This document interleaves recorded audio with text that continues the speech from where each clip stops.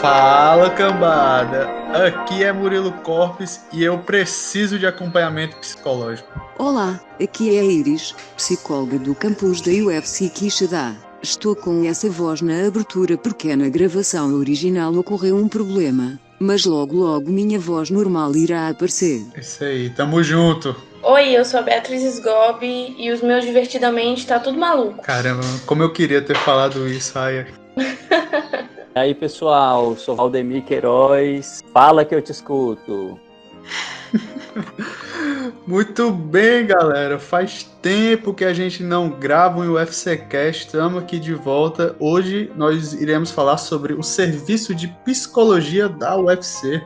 Trouxemos aqui a Iris, que é a psicóloga do campus, e a Beatriz, que é bolsista do POA. Bia, explica um pouco aí pra galera sobre o que é que tu trabalha, para o pessoal se situar, o que é que tua bolsa faz. Eita, o programa de orientação acadêmica ele é bem multidisciplinar, mas no geral, nós, enquanto bolsistas, estamos aqui para orientar os universitários, seja no campo psicológico, acadêmico mesmo, mais rigoroso, é isso. Isso aí, essas duas convidadas... Deixa eu ajudar a Bia. Deixa eu Aham. ajudar a Bia aí no programa, no POA, né? O programa de orientação acadêmica, ele é voltado, não só, mas ele tem um foco, assim, a menina e os meninos dos olhos dele são mais assim os estudantes, vamos dizer assim, que estão nos primeiros anos da graduação. A ideia é que o programa de orientação acadêmica ele construa estratégias de apoio à integração do estudante dentro da universidade, né? Uhum. E aí a gente desenvolve ações, né? Assim, nesse ano a gente tem priorizado as ações coletivas, né? Estratégias de ação que estimulem o estudante a, vamos dizer assim, a se inserir no mundo da universidade. É quase assim, trazer um pouco as regras institucionais, caminhos institucionais e também oferecer um certo apoio para esse estudante que está chegando. Isso aí, e essas duas convidadas hoje, junto com o Valdemir, vão explicar um pouco sobre o serviço de psicologia. Tá todo mundo ali mais ou menos foco em psicologia. Como vocês viram aí, a Bia tá no projeto aí que tanto ela quanto a Iris explicaram. E vamos lá, iniciar o nosso bate-papo.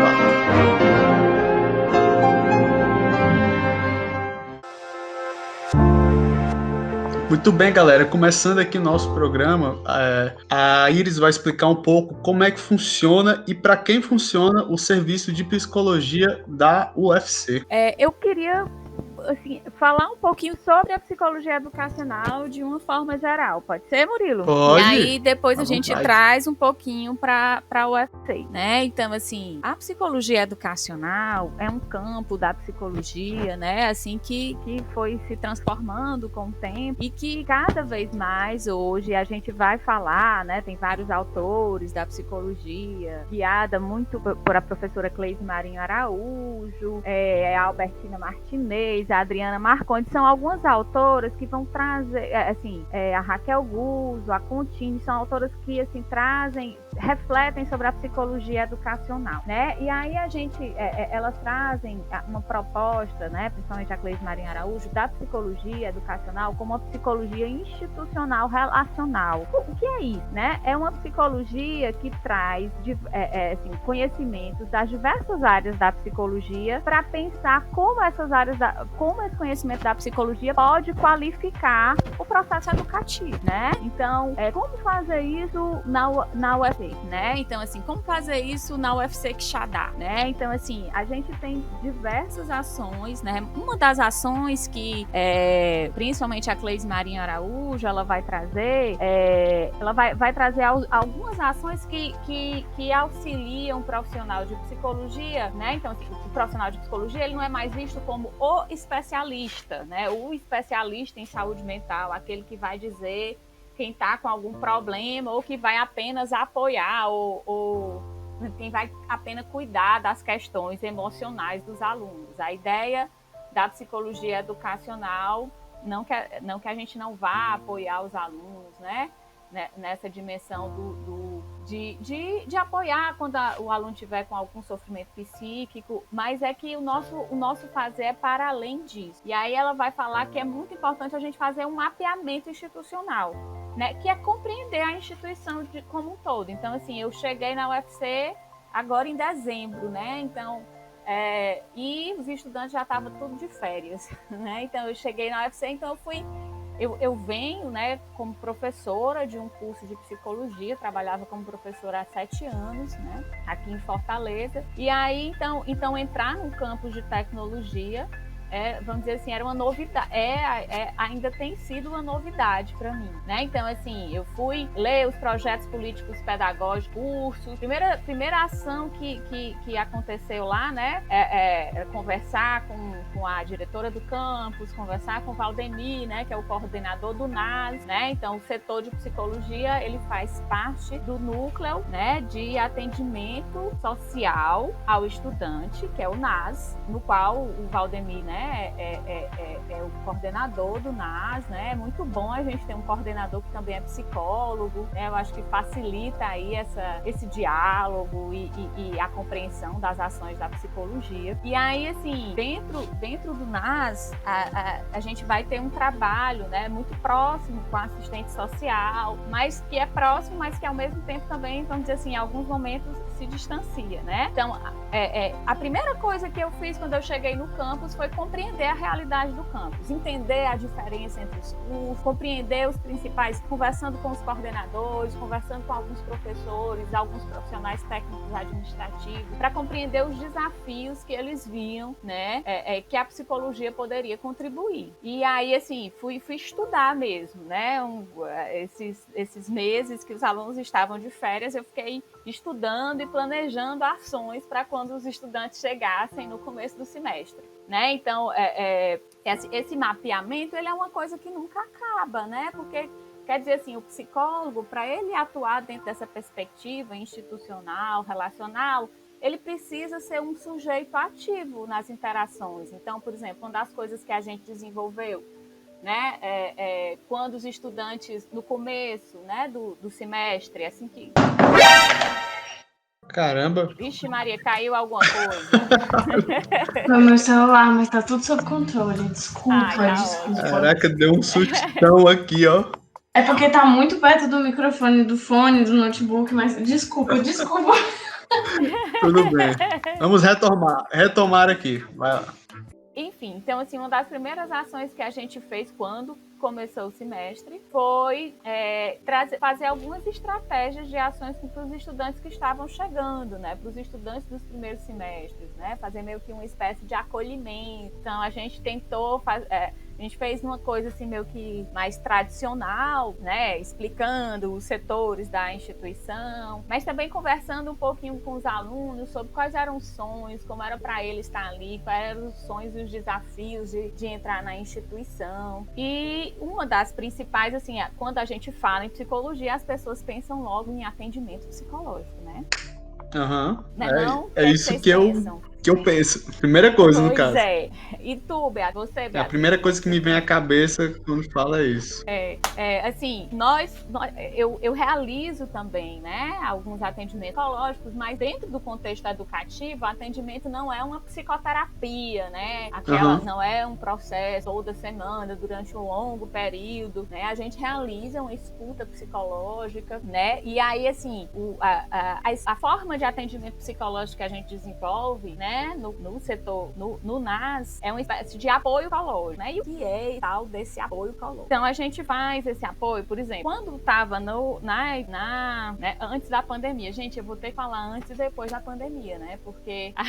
Nossa. E aí, assim, dentro dessa escuta, né, eu falei do mapeamento institucional. Por quê? Porque essa escuta psicológica na psicologia educacional, ela não é aquele atendimento psicológico tradicional que um psicólogo psicólogo que a pessoa vai num consultório particular, por exemplo, né? Ela é diferente, né? A gente sabe que que o profissional de psicologia, ele é também um profissional de saúde mental, né? Ele é um profissional que apoia o desenvolvimento humano. Dentro do contexto educativo, a ideia é que o profissional de psicologia, ele atua em várias frentes, né? Então, a gente tem um trabalho que é um trabalho de escuta psicológica, que hoje ele é centrado mais no que a gente chama de apoio psicológico, tá? Então, o apoio psicológico, a ideia dele é possibilitar um espaço de acolhimento para o estudante, né? Em que o estudante traz as situações de sofrimento, né? Que ele vivencia, né? Então, por exemplo, agora no período da pandemia, como é que tem sido realizados esses atendimentos? A gente faz em torno de 3 atendimentos, entre 3 e 5 atendimentos, né? E aí o estudante fala um pouquinho de quais são os desafios que ele está vivenciando. Então, muitos, né, assim, nesse período de isolamento social, né, trazia um pouco da sua rotina.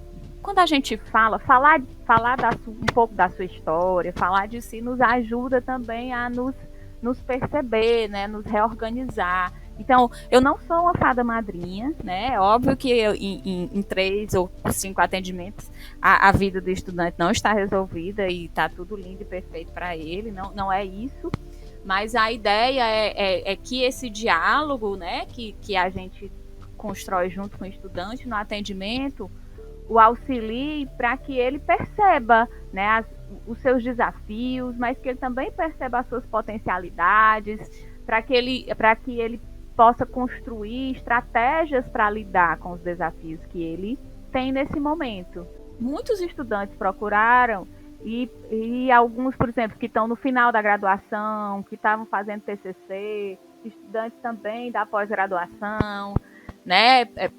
O maior público que procurou a gente, né, o serviço de psicologia nesse momento de isolamento social, muitos, né, eu posso dizer que a grande maioria foram estudantes que ficaram em Quixadá e que precisaram ficar sozinhos, né, e aí eles tinham desafios nessa organização da rotina, né, hora de dormir, hora de acordar, energia para fazer comida, né? Como é que é lidar com todo esse cotidiano da vida sozinho, né? Longe da família, sem estar podendo ter contato com praticamente ninguém, né? Assim, com pouquíssimas pessoas. Enfim, então assim, o atendimento individual, né? Que aí a gente faz esse apoio psicológico, ele tem acontecido e no momento que de início foi a nossa principal estratégia de intervenção, né? Assim, de ação nesse momento da pandemia. No sentido que a gente tinha várias propostas de trabalhar de realizar trabalhos em grupos, né, com os estudantes. Então, até no começo, a gente trabalhou um grupo, né, Beatriz, que é muito apoiado pelos bolsistas do POA, que foi o Arte de Viver, né, que a ideia era a gente trazer algumas propostas, né, de ver vídeos, filmes, poesias, músicas, algo que ligasse a arte, que nos fizesse, que fizesse a gente pensar na vida, né? Então, construir um apoio psicológico mais em grupo, mas acabou que o grupo, ele, assim, ele durou, acho que um mês e meio, por aí, e aí depois a gente viu que talvez não fosse uma estratégia, assim, não era uma estratégia que os alunos estavam, vamos dizer assim, se envolvendo muito, né? E aí a gente... Mas me parece tão legal, sabe? Você criar algo assim que gere debate através da arte. A pessoa indica, sei lá, um filme ou um livro com um tema sensível. Aí outras pessoas se reconhecem e resolvem conversar sobre aquilo. Para mim, sabe, dá para levar ali diálogos muito interessantes através disso. É uma pena que não deu certo. Dá pra levar, só que o que aconteceu é que, tipo, era realmente muito legal, as pautas, a participação era boa, mas ao mesmo tempo que falar da sua realidade mostra que você não tá sozinho, era perceptível, assim, uma timidez, uma insegurança para falar de si. Tô ligado, eu sei, eu acho que sei disso, né? Eu não passei por algo do tipo, mas acho que sei por ter conversado com pessoas que passaram, sabe, por coisa semelhante. Então, realmente é muito sensível você conversar sobre algo do tipo. Quando é uma estratégia presencial, né? Então, assim, a gente é mais fácil, porque o grupo vai gerando esse vínculo, mas era um grupo que era um grupo, vamos dizer assim, aberto, né? Então, toda vez entrava gente nova. Então, assim, de forma virtual, a gente ainda aprendendo a lidar com essa virtualidade, né? A fazer... Então, muitas vezes, então, por exemplo, na sala de aula, muitos estudantes ficam calados, né? Professor, não sei como é que está sendo essa experiência aí de vocês, se tem rolado uma interação legal nas aulas. Mas, enfim, como, né, eu falei, eu tenho aprendido, então a gente tem tentado construir essas ações. A ideia, né, antes da pandemia, eu recebi, a gente estava com estagiários, homens que vinham lá da Católica, do curso de Psicologia, e a ideia era eles trabalharem, né, um grupo de homens, né, um grupo voltado só para os meninos do campus, né, em que a gente fosse trabalhar questões ligadas à masculinidade, ao sofrimento, né, voltado mais essa dimensão do sofrimento, que muitas vezes a gente tem um campus muito masculino, né, tem muitos homens. E aí a ideia era trabalhar um pouco essa história da masculinidade frágil. E aí os meninos iam sugerir um documentário, que é um documentário muito legal, que é O Silêncio dos Homens, né? Muitas vezes se acha que os homens não sofrem ou que sofrem menos do que as mulheres, mas na verdade é porque a gente vive tem um contexto social aí que forma um estereótipo de masculinidade que muitas vezes é tóxico, né? Assim, e aí a gente ainda quer fazer esse grupo, né? Estimular. E aí, como eu sou uma menina, fica esse desafio. E aí o Valdemir era que ia trabalhar lá com os meninos e eu ia ficar só na supervisão, na retaguarda. E aí a gente tinha pensado várias ações, né? Então, assim, a gente faz essa estratégia de escuta psicológica, tanto individual como em grupo. E aí, a partir do diálogo com os estudantes, né, nas escutas individuais, mas também por demandas que chegam, a gente vai construindo essas estratégias de ação.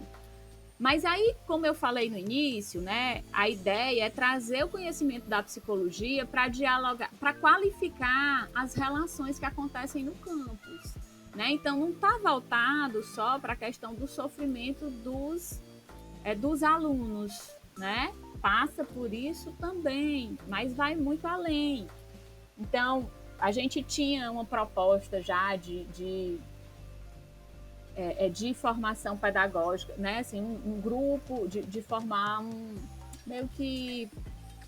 Né? Não é que eu fosse ensinar os professores a dar aula, não, mas era para a gente debater, né? Um espaço para a gente debater sobre os desafios da docência, né? No centro de tecnologia. E aí a gente iria trazer, né, conhecimentos mais das ciências humanas, né, da psicologia, para construir esse diálogo com os professores. Enfim, lá a proposta estava toda montada e aprovada lá pela Progep, mas aí veio a pandemia e a gente achou que já era muita mudança, os professores já estavam, né, tendo que se repensar demais.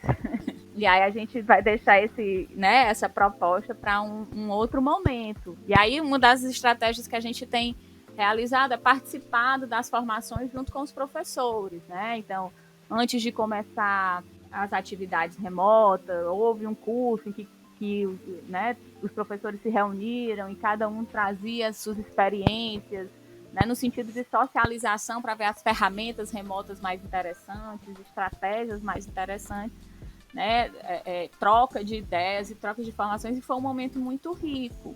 E aí é nessas meio que participações informais em que a gente vai construindo um diálogo com os professores, né, sobre aprendizagem. Por exemplo, uma das ações, então, a ação da psicologia, ela é uma ação muito relacional mesmo, né? Então, a gente vai construindo relações com os outros atores do cotidiano da universidade, para que esse espaço da universidade seja um espaço que promova a saúde. Então, a gente entende que aquele estudante que está lá com vários desafios, se eu estou lá na sala só escutando o estudante que está com dificuldade para aprender ou que está com dificuldade em uma determinada disciplina, aquilo tem uma potência, mas a gente precisa ir além disso. A gente precisa fazer essas escutas e trazer para o próprio cotidiano da universidade como é que a gente pode estimular aquele contexto, né? E aí a gente pensa um processo educativo para além da sala de aula, como a universidade em si pode melhorar, né? Então, assim, a gente vai estimulando, né, essas reflexões sobre as relações no contexto da universidade. Aí, outras ações que a gente desenvolveu. Então, a professora Tânia, né, ia construir, né, pequenos vídeos, né, para os alunos, auxiliando para que eles... sobre o estudo remoto, né, voltado para ajudá-los. Então, ela fazia o vídeo, a Iris, olha... Aí eu falava com ela, Tânia, eu pensei nisso, tal. Aí ela mudava, e aí ela foi construindo, no sentido de que eu sou vamos dizer assim, uma atora, não, uma atriz, um sujeito lá do cotidiano universitário, né? Eu não devo estar só numa salinha, agora, já que não é uma sala, né? Numa sala do Google Meet, né? Eu não devo estar só lá num link para atender individualmente os alunos, né? A ideia é que as escutas dos alunos, não que eu vá expor nenhum aluno, nem nenhuma situação, mas é que eu traga a realidade desses alunos e eu consiga construir ações que partam do âmbito individual. Então, uma das questões, por exemplo, que a gente vê muito de alunos que por exemplo, que reprovam várias vezes a mesma disciplina, e que muitas vezes pensam que aquilo ali, ou entendem aquilo ali como um problema só seu, né? É óbvio que a reprovação de uma disciplina sempre passa por uma questão que envolve, né, o esforço do aluno, o seu percurso acadêmico, mas é muito importante que a gente olhe para a realidade de todos os alunos, né? Então, a gente não pode ver só os alunos que se destacam, né? Então, como a gente fazer, a partir dos desafios que os alunos trazem, como a gente pode auxiliar em reflexões, não trazendo propostas prontas, mas auxiliar em reflexões que fortaleçam esse aluno na construção da sua caminhada acadêmica, mas ao mesmo tempo também que esse fortalecimento do aluno, ele se traduza também em ações, em propostas de ação para o próprio cotidiano da universidade. Que aí pode perpassar ações ligadas a, por exemplo, quando começou a história de que vai voltar às aulas de forma remota, gente, chovia atendimento individual, né? As demandas, assim, toda hora a galera de, meu Deus do céu, não vou dar conta disso. Aí a gente, né, vai lá com o POA, vamos fazer, a gente já tinha combinado de fazer o POA Conversa e o POA Convida, né? A gente foi fazer uma atividade, né, educativa online, né? Então, assim, o POA Conversa a ideia do POA Conversa é fazer conversas informais mesmo com os estudantes. E aí é muito bom ter os bolsistas, né, que é a Beatriz, a Lara e o Gustavo, meio que apoiando, né, o desenvolvimento dessas ações. E ter a Kátia também, né, que é uma grande parceira aí, que tem um vínculo já bem desenvolvido com os alunos. Como eu cheguei há pouco tempo, muitos eu não conheço, né? E aí a Kátia já conhece, já tem toda uma inserção maior no campus, e então assim, eu estou me inserindo no campus de forma virtual, nada mais tecnológico, né? É uma galera ali do POA é bem popular, então também estou aí. Não é? Todo mundo fala com eles tranquilo. Eu vou aproveitando que, né, que eles me conhecem, aí eles vão dizendo, olha a psicóloga, aí eles me indicam, né, para os alunos, e a gente vai devagarzinho, assim, fazendo essas interlocuções, né. Só uma coisa que eu queria perguntar aqui, tipo, tu falou muito sobre as atividades, os atendimentos, tanto individualmente quanto em grupo. No POA, vocês trabalham só em grupo? Eu não lembro agora de nenhuma atividade que seja focada no individual. Assim, porque para tomar conta dessa demanda, né, e nosso objetivo sempre é integrar, né, tipo, superar as diferenças de curso. Normalmente a gente pauta essas ações no sentido do aluno entender que ele não está sozinho. O que ele vive não é na maioria das vezes relacionado à universidade, né? Não é só dele, outros alunos também têm aquelas dúvidas, aquelas dificuldades. Então, até agora foram ações grupais só. Pois é, eu vi algumas das atividades, e uma, inclusive, que eu achei muito interessante foram aquelas que vocês conversavam com membros do campus, no caso, coordenadores, alguns professores, que foi em forma de live, né? Foi pelo Meet, o Poa conversa e convida, né?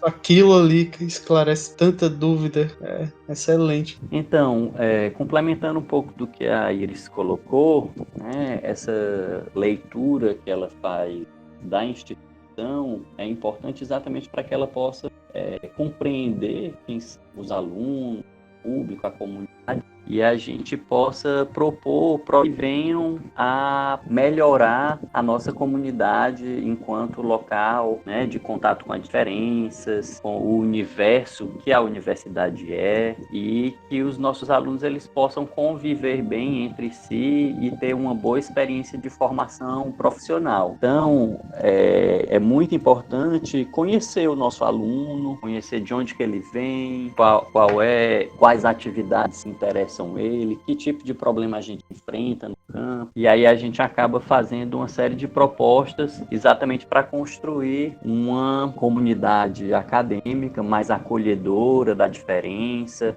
Por exemplo, em algum momento a gente vai voltar a falar, né, sobre as garotas no campus, né, que acabam sendo a minoria, assim como tornar também esse lugar, o campus, essa comunidade, o mais livre possível de racismo, de classismo, de homofobia, exatamente para que a gente possa preparar esse profissional não unicamente em seu aspecto técnico, mas prepará-lo também para conviver em sociedade, para que ele seja um bom exemplar, humano, respeitoso dessas diferenças, que é tão importante e ao mesmo tempo tão difícil nos dias de hoje. Então daí a importância dela tanto estar trabalhando com grupos, para estar tratando a comunidade, assim como também para aqueles casos que demandam a mais individualizada, personalizado dela, mais privado e sigiloso, para que ela possa também fazer essa escuta e assim dar esse apoio para esse aluno que às vezes vai buscar um outro atendimento pós esse contato com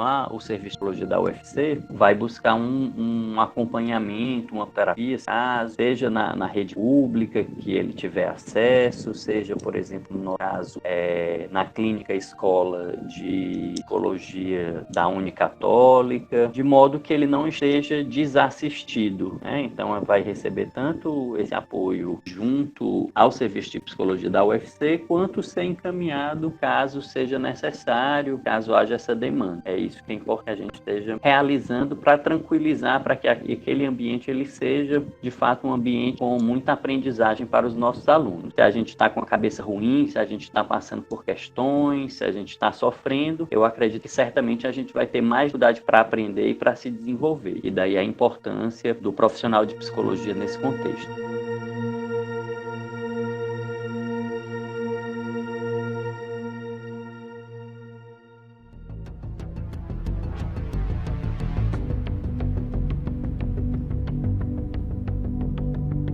Isso que o Valdemir falou, né, dessa coisa de um estudante em sofrimento, ele não vai ter essa mesma disposição para aprender, isso é muito claro. E o sofrimento, ele faz parte da vida. Então, assim, por exemplo, um estudante chegando no contexto da universidade, né, são muitas mudanças, né? É muito diferente o ensino médio do ensino superior.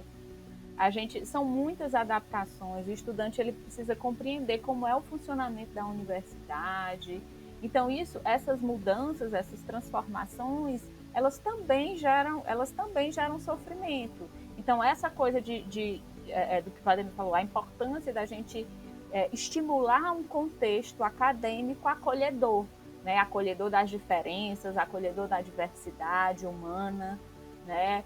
Então, como é importante, né? Então, cada vez mais a tecnologia é algo fundamental para a nossa interação, né? Para a interação humana. Então, assim, como é importante a formação na área de tecnologia. Uma formação que não é porque ela é voltada para a área de tecnologia, que ela é apartada Então, ela precisa construir essa interação, né? Como refletir as dimensões humanas ligadas à tecnologia. E aí é muito importante essas dimensões elas estarem andando juntas dentro de um campus de tecnologia, né? Mas assim, a gente faz isso aprendendo, né? A gente faz isso então, assim, a gente vai conversando com os professores, né? Então, por exemplo, uma das coisas que eu estava fazendo antes da pandemia era conversar com os professores de FUP, né? Que todo mundo falava que era uma das disciplinas muito temidas, né? Assim que eu cheguei, recebi vários alunos que tinham múltiplas reprovações em FUP. E aí, assim, é um contexto que a gente precisa entender. E aí, entender isso a partir de vários olhares, né? A partir do olhar do estudante, a partir do olhar do professor e dos servidores técnico-administrativos, da secretaria acadêmica, de como é que eles veem isso e trazendo essa dimensão. Então, essa produção de saúde, né? Então, assim, um profissional de psicologia no campus, mais do que estar centrado, a gente precisa olhar para os estudantes que estão em sofrimento, mas a gente precisa como estimular a saúde nesse campus, né? Então, como estimular relações um contexto social que qualifique essas relações, né? Porque nós somos seres de relações, então esse processo de adoecimento, ele não está apartado das nossas interações, né? Eles dialogam com essas interações. Beatriz, tu quer comentar sobre como o POA utiliza disso, de estar em um campo de tecnologia, as frentes de ações que vocês usam para o trabalho de vocês? Como a Iris falou, existia todo um planejamento, várias ideias que tiveram que ser readaptadas. Mas mesmo assim, a gente já pensava em fazer da rede social do POA, o Instagram, mais ativa para a gente conseguir chegar até esses alunos. E o que a gente tenta é pensar assim, problemas de forma geral, né? Dúvidas de forma geral que serviriam para todos os alunos do campus, não só um curso específico.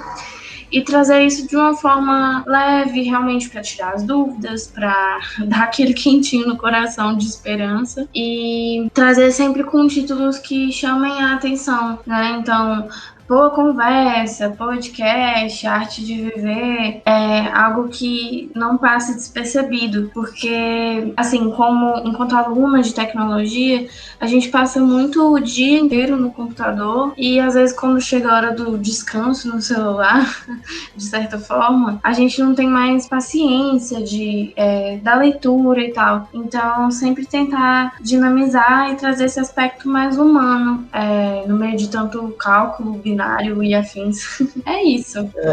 Esse descanso no celular, viu? É real, cara. Eu digo isso por experiência. Pronto, é uma das demandas, assim, muitas vezes que aparecem, assim, estudantes que vêm passando por situações de esgotamento, né? Então, quando a gente vai conversar com o estudante sobre a rotina dele, está muito envolvida o tempo todo no celular e no computador, né? Muitas horas, claro que a gente, principalmente no momento que está todo mundo, né, em isolamento social, mas assim, até antes mesmo, né, dos atendimentos que eu fiz antes da pandemia, apareceram várias situações de estudantes, né, que traziam esse esgotamento, né, que passava por isso, essa exposição o tempo todo, né? Então, assim, como fazer essa mediação, né? E aí, claro que não tem fórmula mágica, cada estudante vai construindo, né, a partir da sua realidade, a partir do seu contexto, o que é possível para ele, a partir, né, o que ele acha que é adequado, e aí eu vou trazendo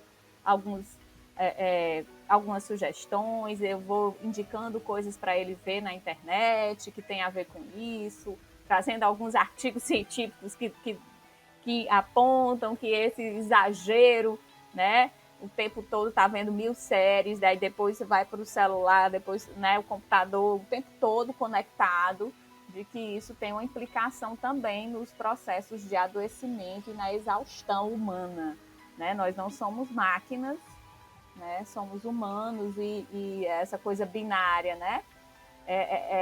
Os atendimentos, eles envolvem muito essa complexidade da vida, né? Essa complexidade de que uma coisa é ruim e é boa, né? e tá tudo junto e misturado, e a gente precisa meio que fazer essa dosagem, né? E cada um vai conseguindo a sua medida, a partir da sua realidade, do seu contexto. Caramba, muito bom saber disso. Eu ia falar aqui que é até curioso que muitas vezes eu faço essa provocação em sala de aula, que é da gente fazer um exercício que às vezes parece ao mesmo tempo simples e tão desafiador, que é passar 1 hora da aula, 1 hora e meia, que seja, desintoxicando ali das tecnologias, né, dos celulares. Eu falo para os alunos, né, não vamos tentar passar aqui 1 horinha conversando, tentar prestar atenção, dialogar, participar, sem que a gente esteja em todas as redes, postando, respondendo, né, colocando aquilo como um desafio, pois a gente já está tão imerso, né, nesse mundo tecnológico e pós-pandemia, então talvez não, né, diria que ainda mais. E esse exercício é um exercício que é válido.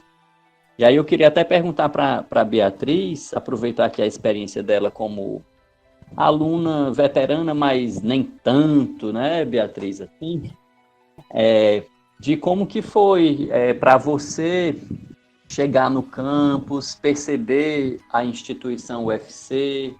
Você chegou num ano em que, por exemplo, a gente estava sem o serviço de psicologia, não sei em que medida que isso foi dado falta pelos colegas de turma, né? Porque, enfim, a Iris não tinha chegado ainda.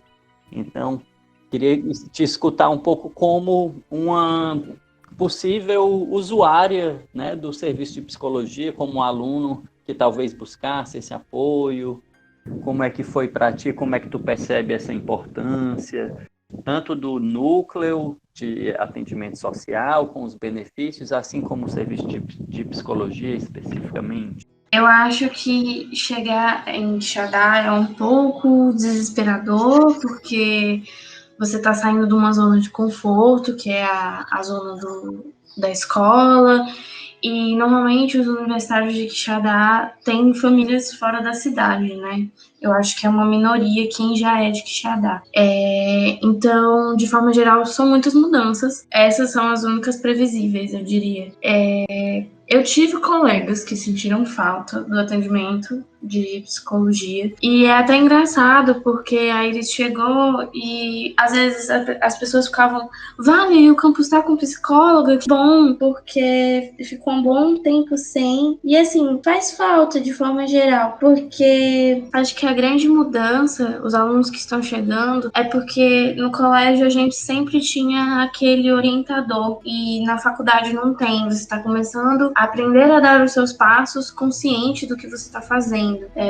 Não é do nada, mas eu acredito que aos poucos essa independência vem chegando e assusta. Então, saber que o campus oferece, né, um serviço de apoio e acolhimento para poder organizar essas ideias e também naturalizar essa necessidade que a gente tem de cuidar da nossa mente é confortante, assim. Enfim, no começo do ano já muitas pessoas, meus colegas, falavam que iriam procurar a psicóloga. Eu comecei a ouvir muito mais pessoas falando que iriam procurar e as perguntas sumiram, né? Porque antes, às vezes, as pessoas falavam, você sabe se tem psicóloga já no campus? Não tem. Na católica tem. E aí, às vezes, os alunos que tinham que se redirecionar. Então, acho que principalmente para quem está chegando e precisa dessa orientação, é maravilhoso. De forma resumida. Uma outra questão que é interessante a gente pensar sobre o papel da psicologia, assim como das ciências humanas, de uma maneira geral, num campo de tecnologia, é que somos tão cercados, né, por essa tecnologia. Ela se coloca tanto como um modelo perfeito, funcionamento, máquinas que não apresentam defeito, e isso afeta a gente enquanto humano, né? Então, coloco muito para os meus alunos, né, de que estejam ok com os erros, né? Estejam ok com os nossos cansaços, com as nossas limitações, que é difícil a gente manter performances e rendimentos otimizados sempre, e que é importante que a gente saiba respeitar essas limitações e assim que a gente possa também fazer escolhas por modelos de funcionamento e de responder a essas várias responsabilidades, estudo, estágio, disciplina, etc., como apenas humanos, né? E não como máquinas que vão fazer tudo no maior nível de produção e produtividade possível. Isso já se coloca e já transparece para a gente bastante da nossa sociedade, que temos que ser essas máquinas incansáveis, que não adoecem, que não cansam, que não apresentam de problema. E quando esses problemas apresentam, muitas vezes vem uma crítica muito forte, né? Uma autocrítica muito forte, que acompanha esse sentimento de como assim eu não sou suficiente, como assim eu não dou conta disso, e muitas vezes não seremos capazes e não temos que dar conta. Valdemir, assim, essa tua fala é muito importante mesmo, sabe? Assim, às vezes eu escuto um medo muito grande de errar dos alunos, né? De alguns estudantes, assim. E aí, assim, um medo de reprovar a disciplina. E aí, uma das reflexões que eu faço assim, o que é que de pior pode acontecer se você reprovar? E às vezes, eu faço de novo, né? Eu vou me esforçar, né? Então, assim, de auxiliá-lo, porque muitas vezes eles ficam mais no medo do que propriamente na construção da ação para, vamos dizer assim, para lidar com aquela realidade, sabe? Então, assim, muitas vezes nos atendimentos a gente traz esse medo do aluno, traz para ele olhar esse medo de frente, né? Pois vamos ver, então vamos ver o que é possível fazer, reconhecer esse medo, né? Reconhecer esses desafios, reconhecer as limitações de, às vezes, um professor que é muito exigente, né, e que só de olhar para o professor, às vezes o estudante já se sente paralisado, né, e aí muitas vezes se sente muito fragilizado, né, em relação a isso. E aí, assim, às vezes o estudante, muitas vezes, né, vem de uma história de vida muito difícil, às vezes teve poucas oportunidades, né, ou teve oportunidades suficientes de aprendizagem, em termos de lógica e tal, e aí quando chega na universidade acha que é tudo muito difícil, e para alguns é mesmo, né, e aí como olhar para isso, mas não olhar para isso se sentindo menos, né, olhar para isso como um desafio, mas como um desafio possível, né? Exato. Mas Desculpa aí, é que eu me empolguei. Não, pode falar, fique à vontade. Esse tem sido uma das coisas, né, Beatriz? Vão ser, assim, as próximas sugestões de pauta aí pro POA, né? É meio que desmistificar esses medos, né? Desmistificar esses desafios que os estudantes têm, né? Os desafios claro que eles passam sempre por como cada um vivencia, mas vai além disso. A gente vive num país muito desigual, né? E quando a gente tem uma universidade pública que tem um sistema de cotas também, ela possibilita a inserção, né, dessa diversidade que existe no nosso país, esse encontro dentro da universidade. Então a gente precisa debater mais sobre isso, né? Então isso que o Valdemir falou, de ter uma universidade mais humana, que envolve esses desafios do cotidiano do nosso país, passa também pelos desafios dos estudantes de tecnologia. E como é que é isso para vocês, estudantes de tecnologia? Lilo e Beatriz. Pois é, assim, falando por mim, quando eu já tive uma reprovação uma vez na UFC, e eu tentei levar, sabe, como a Iris falou mesmo.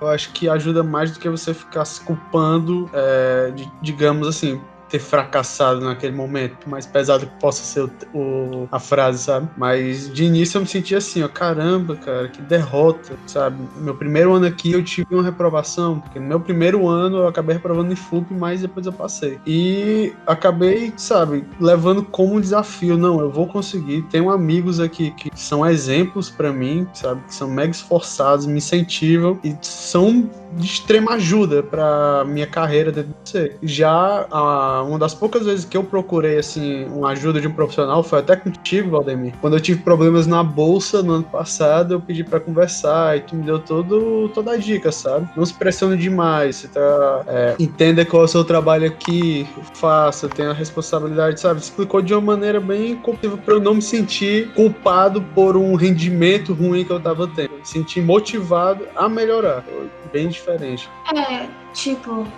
Eu nunca enfrentei uma reprovação até o momento, mas sempre tive muito medo, porque eu venho de uma mentalidade de colégio particular, de que, tipo, o seu sonho vale noites mal dormidas. Na faculdade eu entendi que não vale. Sua saúde mental vale bastante, assim, não é legal brincar com isso a todo custo. Mas o medo da reprovação, assim, ele é constante. Por exemplo, agora em projeto integrado eu tenho muito medo de acabar reprovada pela disciplina que essa modalidade EAD exige e de eu talvez não conseguir e aí me atrasar um ano no curso, mas aí eu prefiro viver do que ficar na ansiedade de se. Mas tenho amigos que já reprovaram e é uma coisa que marca, né? Porque, querendo ou não, sempre tem aquele colega que tira uma piada da sua reprovação e eu fico até assustada quando um amigo meu fala, vou trancar. Eu, calma, não tranca. O que tá acontecendo? Mas a gente tem muito essa visão de robozinhos, né? Robozinhos da produtividade, que vão fazer tudo, que não vai faltar nada. Que era a impressão que, por exemplo, a minha turma tava vivendo essa realidade, achando que tava todo mundo indo muito bem, menos eu. Só que tá todo mundo atrasado, sem saber direito o que fazer, deixando algumas coisas para amanhã ou para nunca.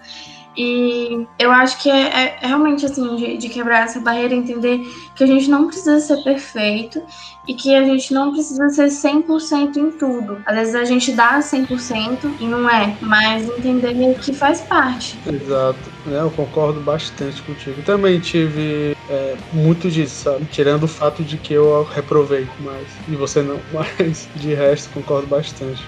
Uma coisa que Beatriz e você, Murilo, falaram que eu acho que é muito importante é essa ajuda assim, entre os próprios estudantes, né? Assim, esse espaço de acolhimento entre os próprios estudantes, né? Esse espaço de apoio um ao outro, de estímulo, né? E aí é por isso que o Valdemir também traz assim, essa importância de construir um campus acolhedor, né? Então, assim, se eu percebo que meu amigo vai trancar, não, peraí, pois vamos ver, tu tá precisando de ajuda, como é que a gente faz isso? Não, cara. Então, às vezes, a pessoa precisa, ao invés de precisar um semestre para construir aquela aprendizagem daquela linha, às vezes precisa de um ano. Isso não quer dizer que aquela pessoa não seja um aluno, não vá ser um profissional que tenha muitas competências e tal. Isso quer dizer que ele vai precisar de um tempo maior para aprender aquilo ali, mas não quer dizer que ele é incapaz já, né? Então é muito importante assim estimular isso nos alunos e para isso isso não pode estar só na psicóloga, né? É preciso a gente trazer isso para os debates, né? Para as relações do campus de uma forma geral, para que os alunos que estão chegando eles também percebam isso. Eles também se apropriem disso e se percebam nesse espaço de crescimento, de desenvolvimento, né? Não como espaço que só oprime, que traz o chicote lá dos serviçais acadêmicos, né? Assim, dos trabalhadores assim que tá lá produzindo e aprendendo para ser gigantes da tecnologia, né? Pois é. Não que eles não possam ser, podem ser, que bom que eles que massa se eles forem, mas assim, o mundo ele não é só de vencedores, né? A gente precisa dialogar com a vida.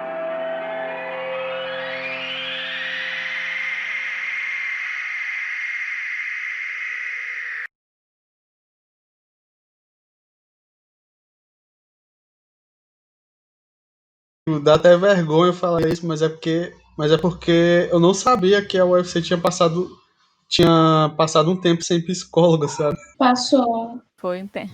Porque tu nem pisava lá, né, Murilo? Tu ficava só jogando, né, direto. Que é isso, cara. Então, encerrando aqui o programa. Só no ping-pong.